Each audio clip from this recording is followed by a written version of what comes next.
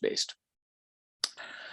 All right, I am just running through this fairly quickly to allow time for questions. So finally, we are here at the financial matter situation. We understand that many international students may be depending on financial support of some kind from the institutions where they want to pursue a graduate program, especially overseas. What we have here, and then I will invite again Dr. Elfiomi to add to this if he wants to, and others that are familiar with the process also may add. We do have, a requirement of full-time load for international students of 9 credits per semester, which means you're responsible for taking and completing successfully 3 courses in each term that you're here as an international student. So with that in mind, our support for student is limited to working about 20 hours per week on campus, which typically translates to maybe a research assistantship that a professor may be able to offer to work with them on a research problem that may culminate into a thesis, or maybe you're just helping them with during a first semester or something. They call the shots in the sense that they have their own expectations in terms of skill sets that they want the students to have. So they may choose to interview you and decide whether or not there'll be a fit. But still, I would say, they are what I call competitive graduate research assistantships. Normally, they send a request to me, which I broadcast to all the graduate students by email when they're here. So with the international students, we have now started thinking about even possibly interviewing the students once they commit to applying, even before they come to campus to see if there's a fit. So if the application process in the graduate school now provides you an option to say you're interested in graduate research assistantships. So that information comes over to me, and then when it's available, I share that with the faculty. And they are, you are open to contacting them when you apply, or you can go through me, or once I send the information to the graduate faculty, they may also be, willing and able to reach out to you to see if, you have the background preparation to hit the ground running when you start a research assistantship with them. Near the end of your program, we also have possibilities for students to pursue an internship with a local company. Many students take advantage of this opportunity for curriculum practical training permit purposes. It's called CPT in the immigration language. And we do approve 100 hours of work for 1 credit. So if you want 3 credits of internship, typically you sign an agreement with the local company with a supervisor that verifies that you do have work with them for 300 hours and agrees to provide an evaluation for you at the end so that we can give you a grade of satisfactory and unsatisfactory, which you can definitely use as a part of our program during your curriculum practical training period. I just want to say, while these are all available, because of the distance, we may be unable to get everything together in terms of committing funding support before you leave the country from wherever you are. But the process would have been started. So in that sense, you might feel that we are somewhat constrained during your first semester. But the most important thing is for you to be here and do well in the 9 credits of coursework that you do, so that the faculty become aware of your existence and your potential to succeed, so that they can actually reach out to you on their own and offer you the opportunities that can provide you financial support. Okay, that's a lot of information within a short time. I want to stop here and open the floor up for whatever time I have for questions. Otherwise, if you think that you should first listen to the research presentation, I'm fine with that. I will be staying until the end of this session, so feel free to ask questions at the end as well.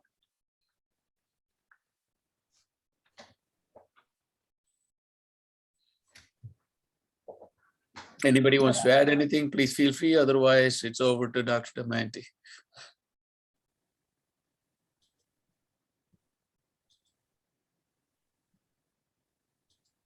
Okay. All right. Okay, seems like there are no questions. Damayanti, are you there? I don't hear you. Yeah, I'm here. Okay. I think we can Okay. continue. Okay, sounds good. Hopefully you guys can see my screen saying testing the non-testable. Yes. Okay, great. Just to showcase some of the research that we do here, I'm going to talk about my research and what I do here. As you can see, what I do is testing the non-testable. Of course, it's a contradiction itself in the topic. So we'll see what I mean by that. So since I've been introduced, I'm not going to spend time on that. Just to remind, I'm Upuli Kanevala. And let me start by posing a few questions to you. Can you comfortably relax in a self-driving or an autonomous car that is going at 80 miles per hour? Or would you be willing to undergo a surgery that is performed by completely AI-driven robots? Or would you be willing to go through a medical treatment recommended by a AI or machine learning based system? So what would be your answers to this? Are you brave enough?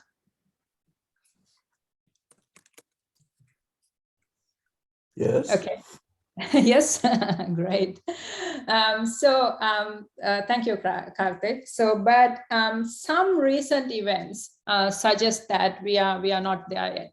So I'm sure you have heard about a software bug leading the death to a person. So this was a Uber self-driving car. There were reports where IBM Watson computer recommending unsafe and incorrect cancer treatments for patients. And also, as researchers, something that always terrifies me is having to retract publications. So there were instances where research like us or the students has to retract publications due to errors in their code. So all these recent events suggest that we are not there yet. Especially these systems are not capable of making these critical decisions. So what is so difficult with these programs to make sure that they are doing the correct thing? So that is because all these programs are what we call non-testable programs. So just to explain what we mean by non-testable, let me quickly go through the automated testing process. So typically, in the industry, the most widely used method to validate and verify software is testing. Again, because it can be easily automated, and there are a lot of tool support surrounding testing, and it is somewhat scalable compared to other methods available out there. So how does testing work? Obviously, you start with several inputs and then you run them on the program, you get the outputs, and then you look at the inputs and outputs and determine whether the test cases has passed or failed. So I'm sure you have heard about this process before. So what the component that decides whether a test case has passed or failed is what we call an oracle, or specifically a test oracle. And this test oracle can be in the very naive form, could be a human who's looking at the outputs, or it could be assertions or another program, or it could be the specification of the program as well. So in general, we can call it a mechanism to decide whether a test case has passed or failed. But the challenge with non-testable programs is that we don't have such a automated oracle. So it could be that it is not possible to develop such an oracle. For example, for programs such as many scientific software that is out there, the program itself is what is providing the output. So nobody else knows what the output is. So how do we even know, or how do we create a mechanism to verify the output? On the other hand, it might be practically difficult to implement such an oracle. So it might be hard as writing the original program itself. So in these situations, we call these programs as programs facing the oracle problem. So what happens is that now a human comes into the play and serves as an oracle. So obviously, whenever there's a human, we have all the shortcomings of humans entering into this loop, such as not being consistent and being subjective when evaluating these outputs. And also, obviously, this is when there's a human, it is going to be time consuming, which is going to reduce the number of test cases that we can run on these systems. So obviously, this is going to reduce the effectiveness and the fault detection capabilities of this testing process. So what are we going to do here?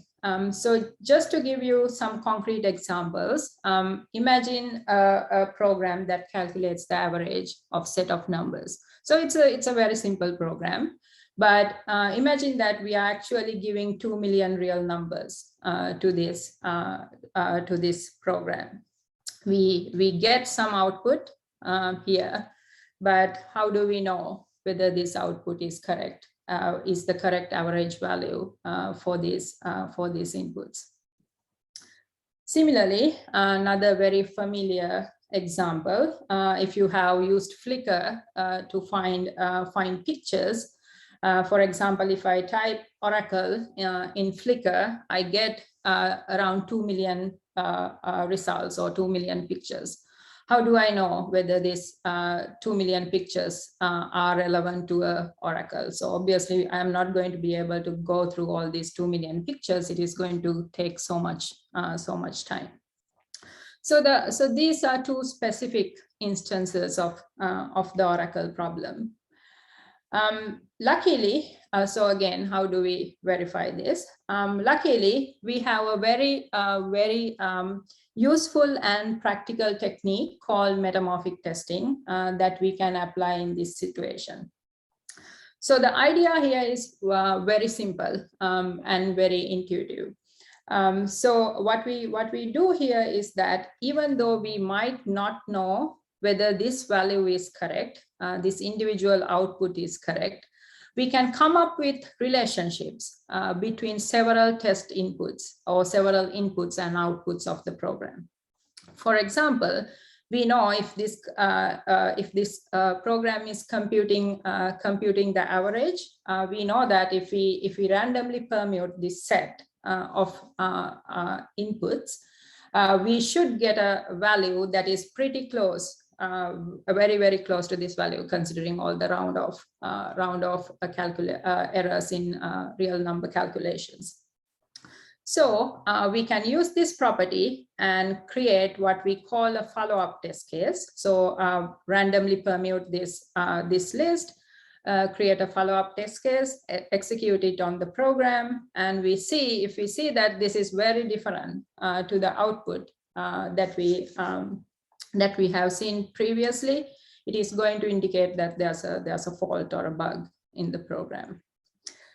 The same idea could be applied in the Flickr example. So again, we have a source test case or a source test input with the keyword Oracle, and we get around 2 million pictures as our output. And then we can come up with a relationship specifying that, okay, if we add another parameter here saying that the size is medium, now the picture size is medium, now the count should go down, or the number of pictures that we get should go down. So use the same idea to create a follow-up test case. Now my query is the keyword Oracle plus the size medium. And when we, if we input this into Flickr, and if we get more pictures, and it is going to indicate that there's a bug. So obviously there are underneath constraints such as, okay, the picture database has not changed within these 2 executions, and all that. Based on those constraints, if we still get a higher number, that is going to indicate that there is a bug.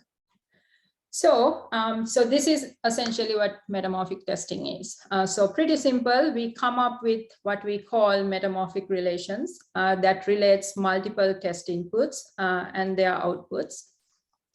And we execute these multiple test inputs, obtain the outputs, and verify that the relationships that we have built were actually preserved during these executions. So in fact, this method allows us to create a lot of follow-up test cases. So again, more test cases, the better the testing process is. So this technique itself allows us to improve the size of our test suite to verify our program. So just to summarize, the metamorphic testing process goes as follows. First, we identify metamorphic relations that relates multiple test inputs and their outputs. Then we generate or select source test cases. So it could be existing test cases that we already have, or we can generate new test cases for the program. And after that, we generate follow-up test cases based on the metamorphic relation. So if the relation says permute the inputs, that's what we do. And finally, we execute these source test cases and the follow-up test cases on the program and check whether the metamorphic relation holds in these executions. So obviously, as with any testing technique, and this is a limitation of testing in general, you cannot prove that a program is correct using testing. But the same applies here. But again, the opposite. If there's a failure of these metamorphic relations, that indicates that there's a fault in the program. In my lab, we have many areas of activity, or many variety of activities going surrounding this idea. So we apply this process to new applications or more challenging applications that could not be tested using traditional approaches to verify that they are correct. So that is empty applications that I have there. And also we work on improving the metamorphic testing process or do research on how to improve this process. So under that, we look at whether we can develop techniques to automatically identify metamorphic relations. So again, trying to remove the involvement of the human as much as possible in this process. And then we also look at whether we can identify most effective metamorphic relations to reduce the cost of testing. Finally, we also look at effective test generation to improve the effectiveness of this whole process. Due to time limitations, I'm only going to focus on one of these areas today, which is metamorphic testing applications in the rest of the talk. So metamorphic testing has been applied for many areas. And you would see here a lot of these areas are typically considered challenging to test or to verify the programs in these areas. Especially many active research areas such as machine learning, big data, cybersecurity, and autonomous systems that are safety critical, such as autonomous car, other software underneath the autonomous cars. So this has been widely applied in these areas. Specifically, our lab's focus has been mainly on healthcare and bioinformatics, verifying programs on those areas and applying this technique. And we have successfully applied this in many different programs, including protein function prediction tools, cancer prediction, bioentity recognition, and sequence alignment. And again, among these, today I am going to focus on the first one, which is protein function prediction tools.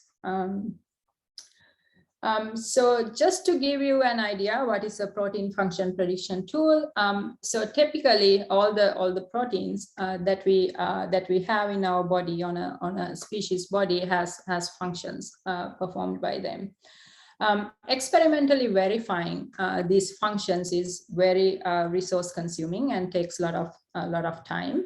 So people have developed what we call automated function prediction tools, or AFP tools, to predict these functions. So underneath them, there's a lot of statistical methods, machine learning methods, a lot of complex calculations going on underneath them. So input to these programs is a protein sequence, and the output is a set of Go terms. So you can simply, if you are not familiar, you can treat them as set of functions for these programs. So obviously, due to the complexity of these programs, it is hard to develop an oracle, and also, since it is a highly resource-consuming process to experimentally verify these, we don't have many gold standards or oracles for these programs.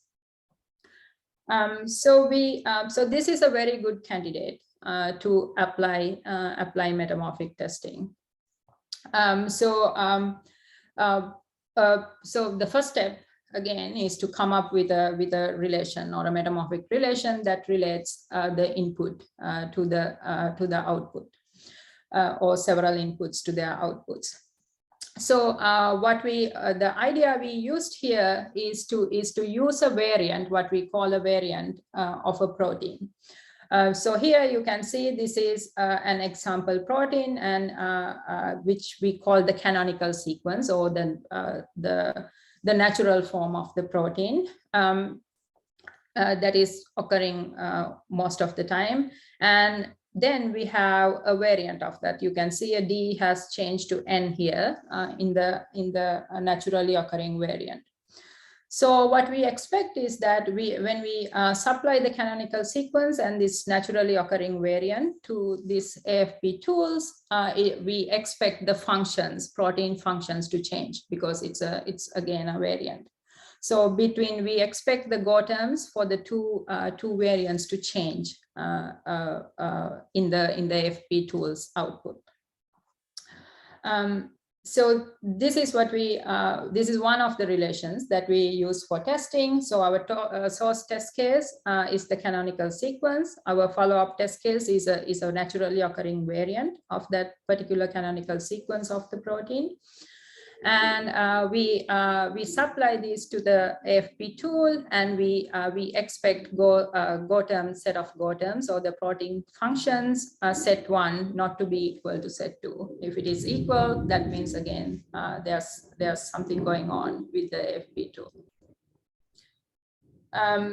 Specifically, what we used, one of the test cases that we used is in this instance is tyrosinase canonical sequence, which is relevant to producing melanin in your skin. So we supplied that, get a set of protein functions. Then we supplied a tyrosinase disease variant, particularly a variant that causes albinism in humans. So again, we expect that in this instance, in the second set of bottoms, there should be the protein functions that are relevant to producing melanin in the skin should be missing if the tool is working correctly.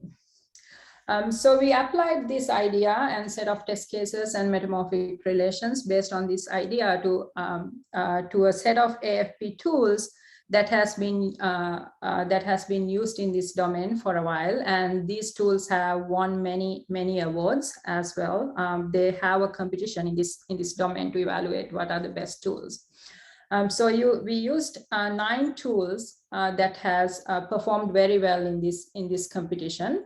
And surprisingly, from out of these 9 tools, 4 of them did not pass any of the test cases that we supplied. And there were only 1 tool that passed all the test cases, which is good. I mean, there should be at least 1, but to our surprise, most of them actually failed these test cases. So what are our next steps here? We are planning to expand this idea and of course provide our results to these tool developers so that they can use them to improve their tools. Of course, these are tools that are meant to be used by scientists in order to predict the protein functions, and those predictions are going to guide the biologist's next steps. So we want to make sure these are correct. So we are providing our outputs to the tool developers so that they can use them to correct their tools. And also in terms of improving the whole testing process, we are looking at what other properties that we can use to create MRs, such as the one we used using disease variants. Are there other ideas that we can use in order to develop metamorphic relations? And last but not least, provide some test infrastructure or tools to the people in this domain. Of course, the focus of this domain is to produce AFP tools, not to spend too much time on testing. So we need to develop tools that they can use easily in the development process. To conclude, I'm going to briefly go over 2 current projects that we are working on. The first one is how the focus is on testing machine learning programs used in healthcare, especially healthcare meaning patient-facing software. So such as that is directly used by the doctors to make day-to-day life healthcare decisions involving patients. So again, our focus has been there. How do we develop metamorphic relations to verify that these tools are working correctly? And also, again, a lot of these tools do use machine learning underneath them. So the execution time is of concern. So that translates to testing as well, because you cannot spend too much time on testing due to deadlines and budgets and all that. So how do we generate effective test cases that is feasible to execute within the allocated time and budget for development of these tools? And finally, again, nobody's going to use these ideas if they don't have tool support for them. So how do we put all these ideas in a tool that can be used by the developers day to day? Another set of projects are focusing on the theory of testing. So far it has been, the idea has been, we have these perfect oracles that we can decide whether a test case has passed or failed for basically any test case. So no longer that is true. The software has become complex and it is difficult to develop such oracles. So the testing theory need to catch up with these changes. So we are working on developing how to do test selection, prioritization, all that with these imperfect oracles, or when we don't have an oracle, and also how do we modify or update our testing matrix based on that. So I'm going to conclude with that. So this work has been supported by National Science Foundation, University of North Florida Foundation, and many industry partners as well. And I would like to thank them. And also I would like to thank my students. Without them, this work could not be possible. And various collaborators that I have in US and all around the world. Thank you. And if you have any questions, I'd be happy to answer them, or I can again hold off until Dr. Khandar finishes his presentation. However you want to do it, Damayanti, what do you think? Yeah, I think we can take up, if there are any questions, we can take them. Sounds good.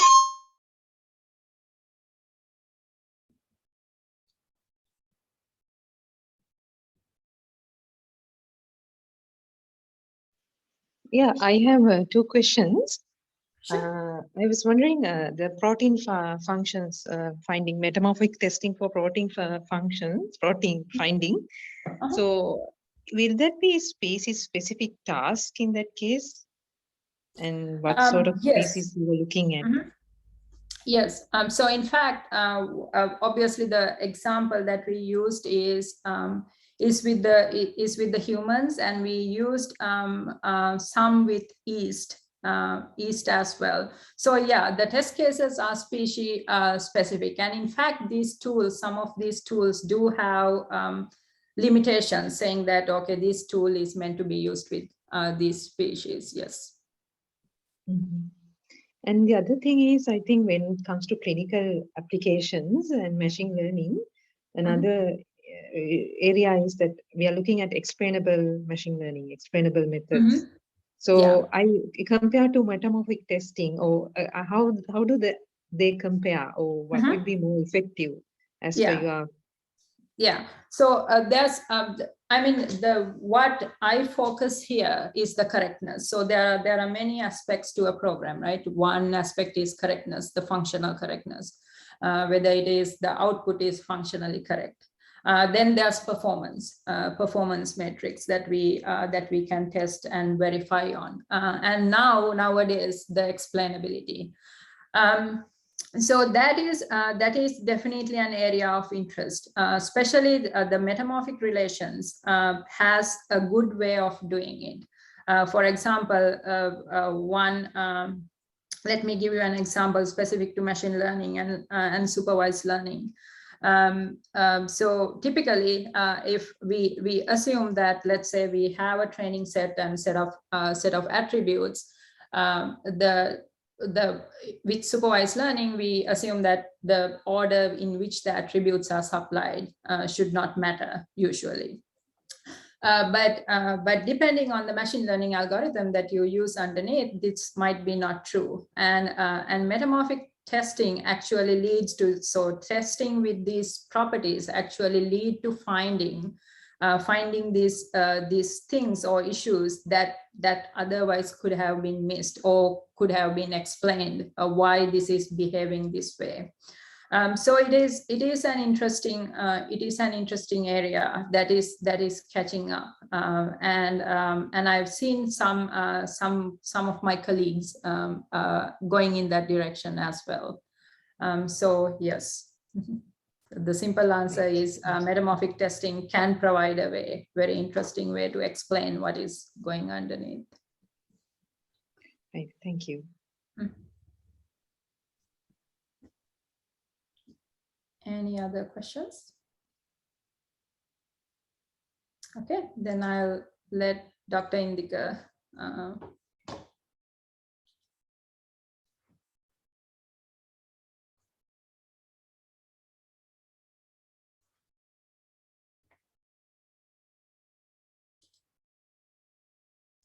Right, can you guys see my screen or the PowerPoint? I see the presenter view. Oh, did you put it? Really? Okay, give me a second.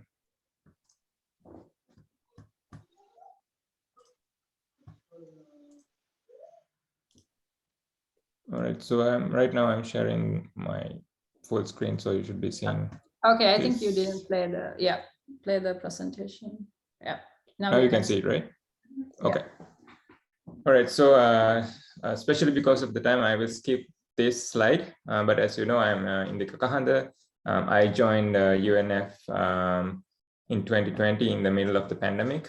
And I direct the BioMed Info Lab where I develop novel applications of machine learning and natural language processing, mostly geared towards translational bioinformatics. So this is one definition of translational bioinformatics. It is the development of methods for transformation of kind of increasingly growing biomedical and genomic data for the purposes of health applications. Now, this is supposed to be this one nice smooth cycle in which all the findings from the bench is transferred to the bedside. But according to many in the community, they are seeing this huge gap between the bench and the bedside. So in order to understand why this is the situation, we should probably look at the translational bioinformatics pipeline. So here's a very simplified overview of that pipeline.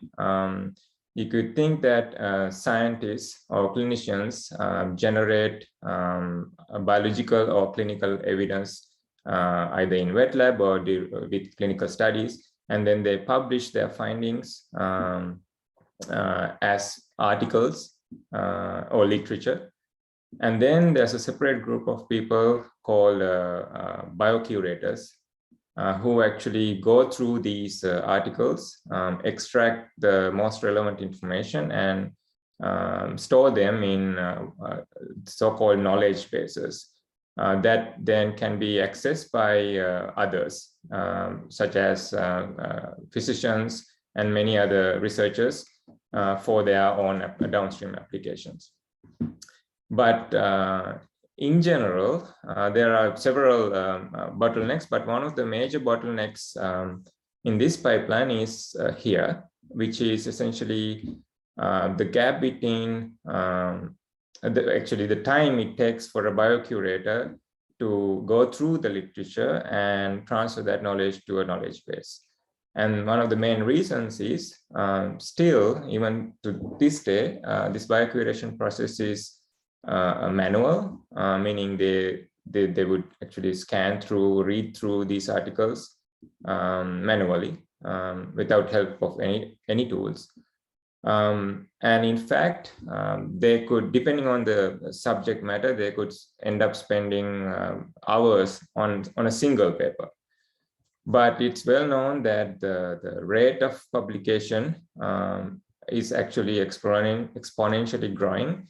So this gap between the curated data versus the published articles is essentially growing as we speak. So there must be a way to hopefully automate this process using the help of biomedical natural language processing. So I'm gonna briefly talk about one such project, which is using biomedical natural language techniques for extracting phenotypic information about human proteins.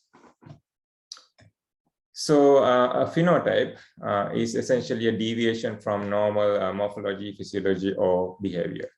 On the other hand, a clinical phenotype would be just a presentation of the disease. For example, disease would be the common cold.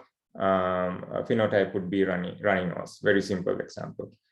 And human phenotype ontology, or HPO, it's a standard vocabulary for describing human phenotype, phenotypic abnormalities associated with human diseases.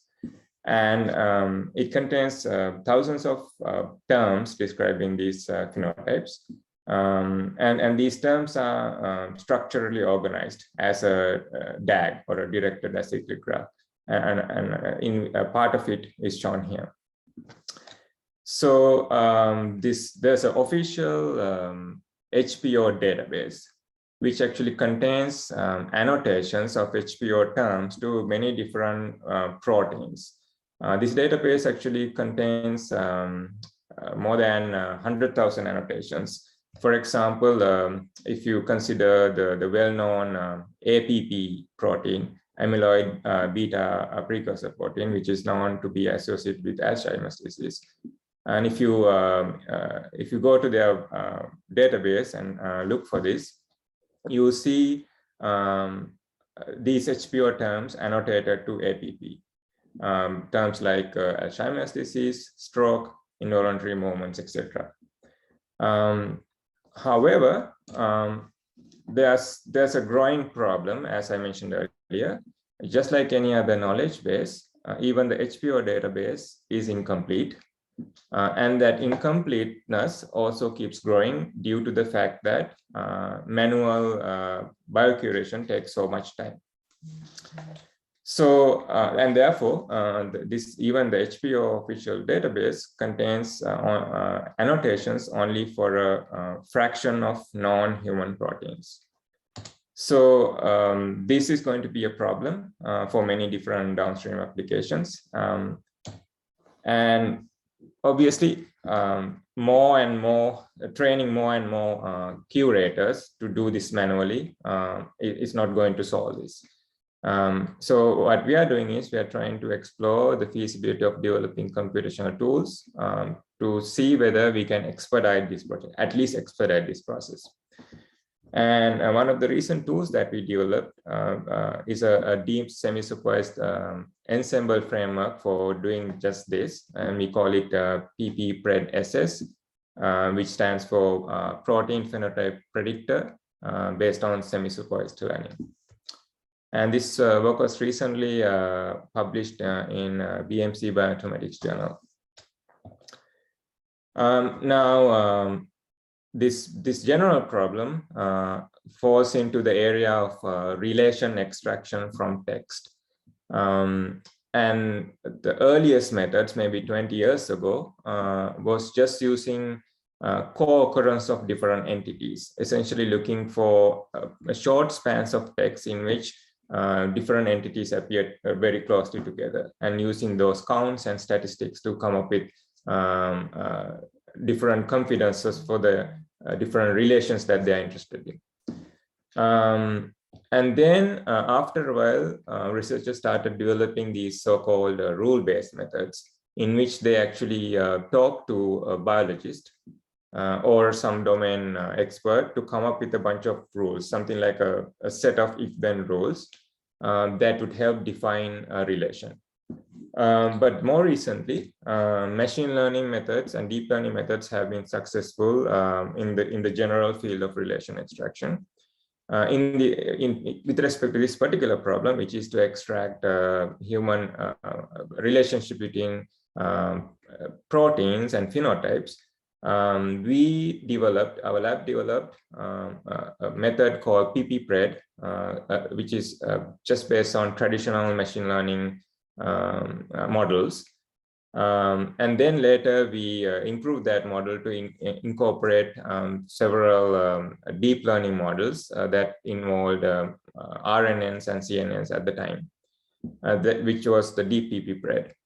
But during both of these projects, one of our key observations was that these tools were very effective. However, we realized how hard it is to actually obtain any gold standard data, because we had to ask a group of biologists to actually read text and label them, which it was taking so much time. But on the other hand, we realized that we still have, due to the availability of so many published articles, we have access to so much of unlabeled data. So in this work, in the current work that I'm describing, we are going to see whether we can use this unlabeled data combined with the small amount of labeled data and perform better at this task. So just to introduce our approach, so we are going to take let's say a sentence that contains two different entity names. Here the protein entity is the DDP and the phenotype is the deafness. And we would ask a biologist to read this sentence and tell us whether this sentence conveys any relationship between the two entities. So I'm going to pose that same question to you, maybe on the chat or maybe orally. You could tell me whether you see a relationship according to this sentence or not, just a yes or no.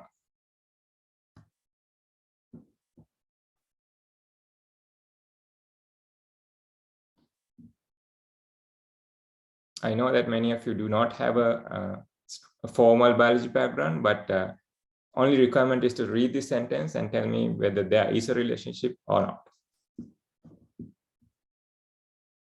I see. Let's see. All right. So according to the response I'm seeing, it's at least overwhelming yes. Okay. Then how about this one?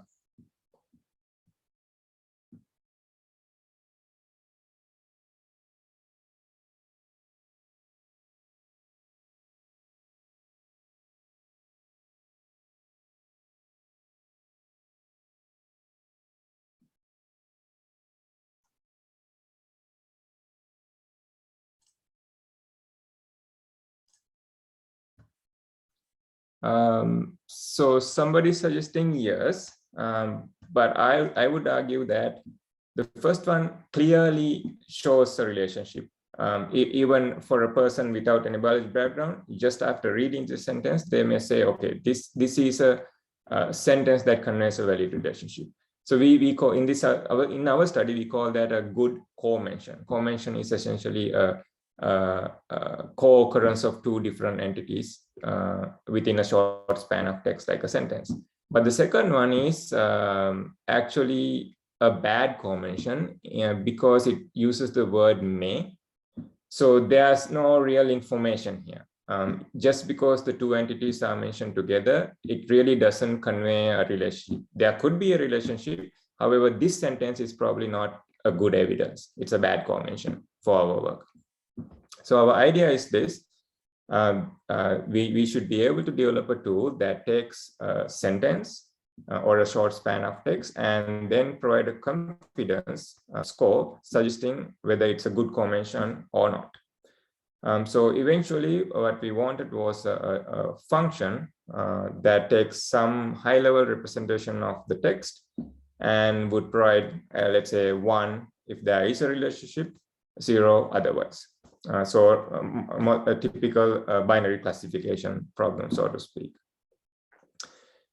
So based on our previous work and these overall goals, we came up with this high-level framework in which we start with a large collection of articles that's just taken from PubMed, which is a large collection of biomedical literature, and a list of names of the proteins and the HPO terms, as well as a small collection of sentence level co-mentions, which we acquired from biologists, which I mentioned was very hard to get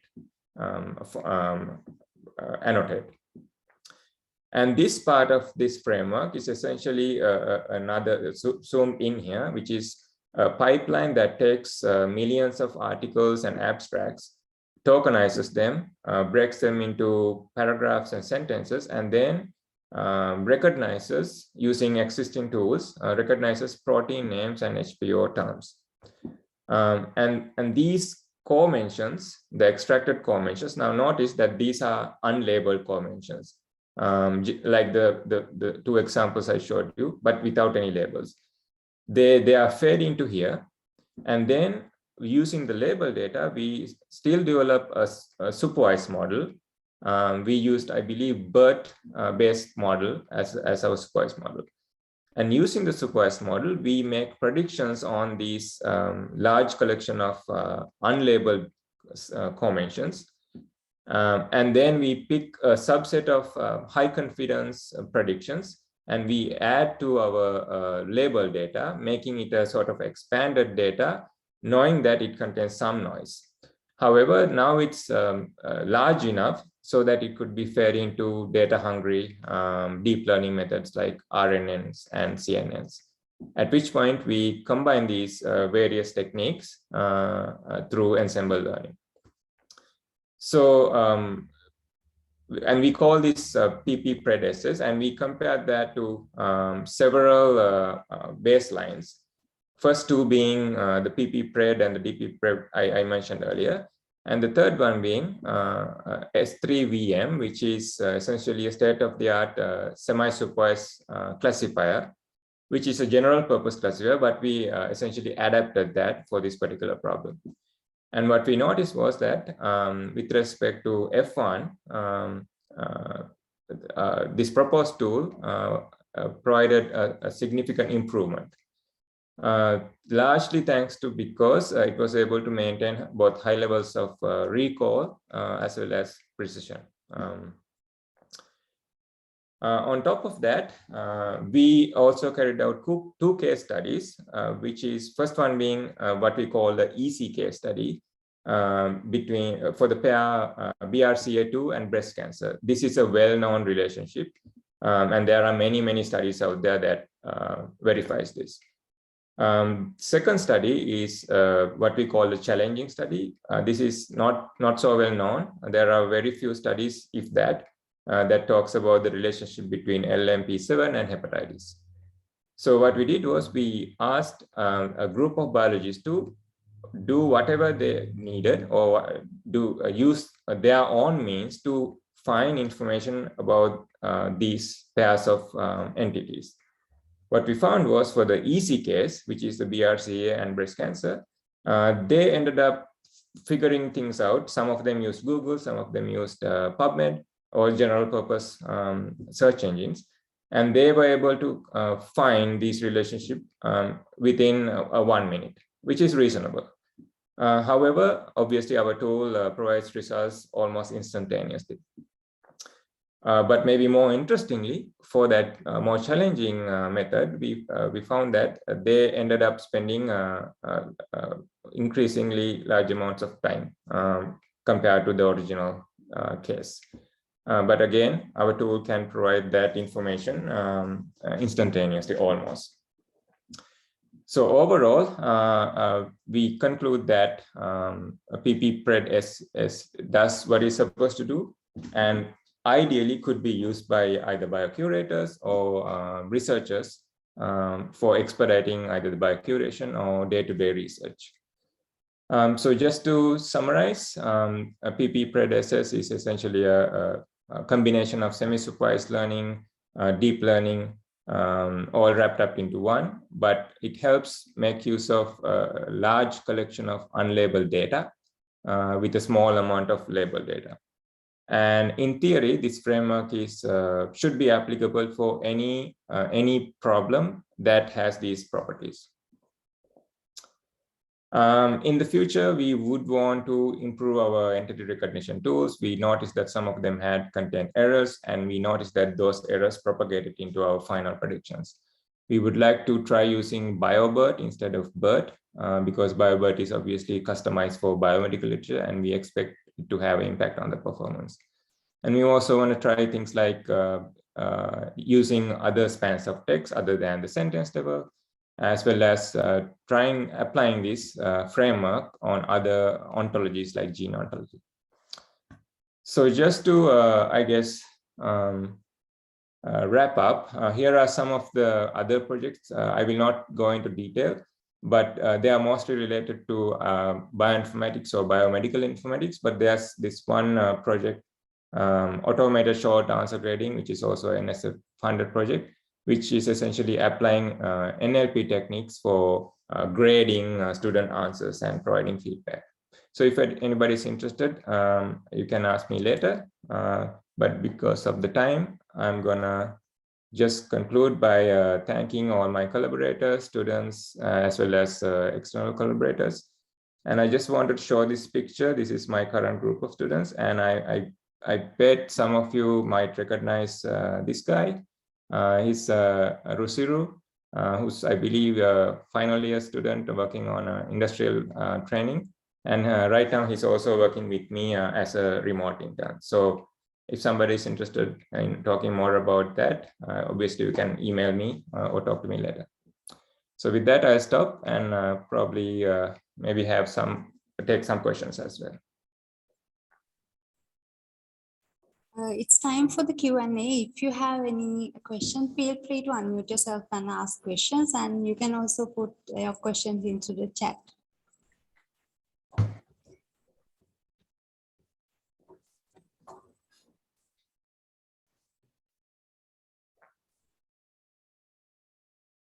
And please feel free to ask questions from either of us or all three of us, because I believe Dr. Saitambi is also here. Yes, I'm here. Yeah. So any questions about the program or the specific research is welcome. About that, I have a request. We have done this with another institution or a couple of institutions before overseas. Dr. Damayanti or whoever is coordinating this, if you're able to collect a set of names of students who are interested in finding out more about a program or interested in applying, please send me an email with a list of contact information. I'll be happy to reach out to them to answer their questions. Yeah, thank you for offering that. Sure, I will do that. I will do it from our end. Yes. Okay, sure. Thank you.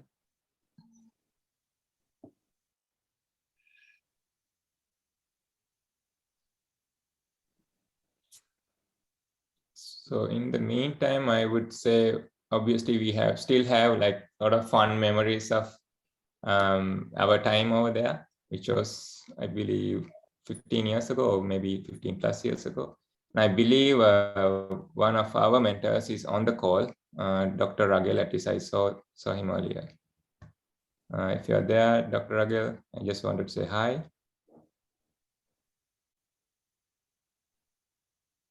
Dr. Elfiomi is back. Let's see. I've been back for like 25 minutes or so, but I just wanted to thank all of you for being present this evening and listening to our presentation. Again, as perhaps it's not really very common that you find financial support for master's students, but we are fortunate that we have some money. It is competitive, but perhaps could help someone get to the United States and start studying for their master's degree, particularly if they are research inclined. Again, this is competitive, but the first step is, of course, to connect with one of the faculty and to apply to the university. Thank you all.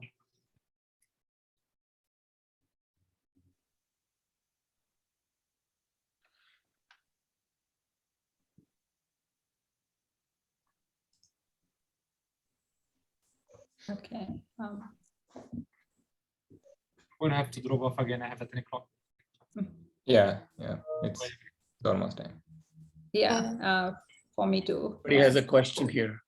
Looks like there's no question. So thank you, Dr. Asai and Dr. Pulikanegala and Dr. Indika Kahanda for the valuable session, spending your valuable time and sharing your insight with us.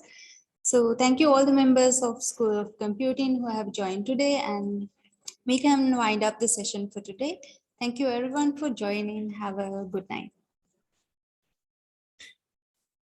Thank you very much. And I want to say hi to Dr. Bandaranaike as well. I just noticed him. Right. Mm-hmm. All right. Thanks, everyone. Thank you. Bye. Bye-bye. Bye.